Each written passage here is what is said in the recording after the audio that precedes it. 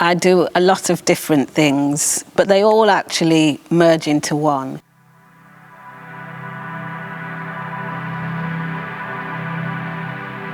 So I'm a cultural producer and a curator based here in Nottingham.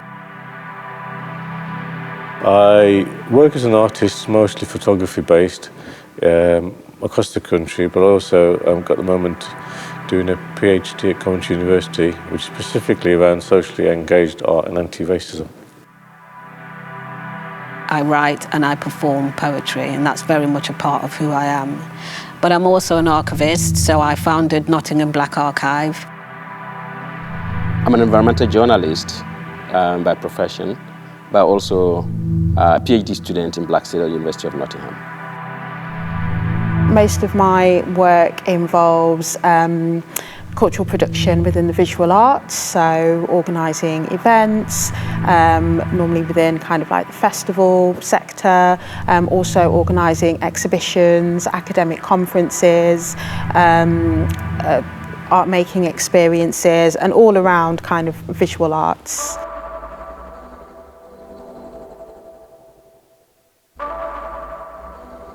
Well, I'm a creative engagement manager. I work independently. So basically my role is to develop, manage, sometimes I fundraise, community arts or youth-led projects. At the moment, I'm researching black political poetry here in Nottingham from the 1960s through to the 1980s. Well, I think my community work really inspired me to do my PhD because I'm a campaigner, an activist, and an advocate about environmental justice, trying to democratize the countryside space for people of color to have access to those spaces, to walk and talk for health and well-being. Basically, there's a history here that opening up the countryside is so important, and we are still fighting for the opening of the countryside because we've just only 8% of the countryside that we have freedom to roam. 92% is locked away. And so it just tells you, that a lot still has to go on. And so much of my work is to campaign for greater access to the countryside. I feel like through art, people get the opportunity to take a step back and pause and kind of learn about people's experiences, whether that be about racism, xenophobia, mental health, immigration, history as well. And I've been really lucky and fortunate to have worked with artists who explore those themes within their work. And, audiences have been able to engage with their stories and learn from that as well. So the bit of art I'm interested in is socially engaged art, which is the genre art, which is less about the making of an object, but more about how people work with other people and communities to create something.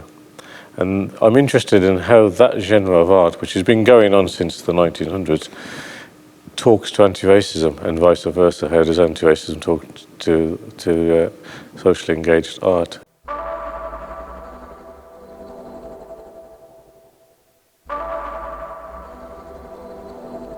What I'm doing is really looking at the people who came before me, who were writing poetry, what they were writing about, and where those people are now. And not just individual writers, but networks and organizations and groups during that time period. So most people in this country have been given a sense of history, which is quite white, quite aristocracy-led, and quite biased.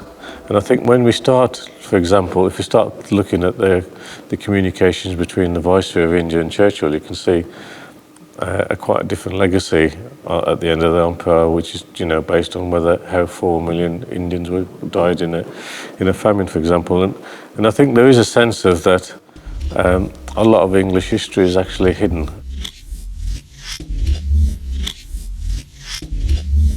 The instances where you have an opportunity, if you are a black writer, are very small.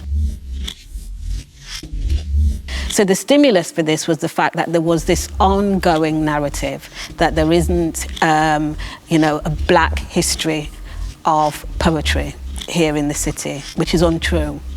And in true Banjoko style, I set out to disprove that. And it didn't take long to disprove it. There are people there. But what the issue is that we as writers have always been sidelined. I'm saying this now because when I started doing all that work, nothing like green social prescribing was heard. But now the government is, advocating green social prescribing for GPs and health institutions to ensure that people are given the opportunity to access nature and get involved in nature activities. And I've just been appointed onto the National Green Social Prescribing Board, Advisory Board, to look at how green social prescribing can become more equitable to groups that really need it. Throughout the last century, there's two big struggles, I suppose, in Europe.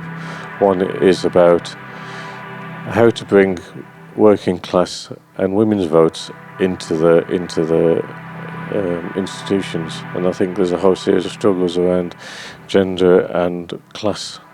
But the other big struggle is between people who are formerly colonial subjects, whether it's in India, Africa, Latin America and other places, and their engagement with anti-colonialism and independence. And that struggle is one not just of rights, but it's also one of an intellectual one. We know that the countryside is being seen as a white space, and because it's seen as a white space, and minorities are seen as being urbanized, it really acts as a disservice really for people of color or black people to really go into the countryside. So it is how we can democratize the countryside space and make it more equitable and make it more diverse. I think it's really important now to, actually ask people what they want to do, instead of necessarily just going in to find a group or a youth group and saying, we've got this project, would you like to just take part in it, which is fine. But I'm seeing that you get much more out of involving people in that process of decision making or adapting things. I think people really appreciate that.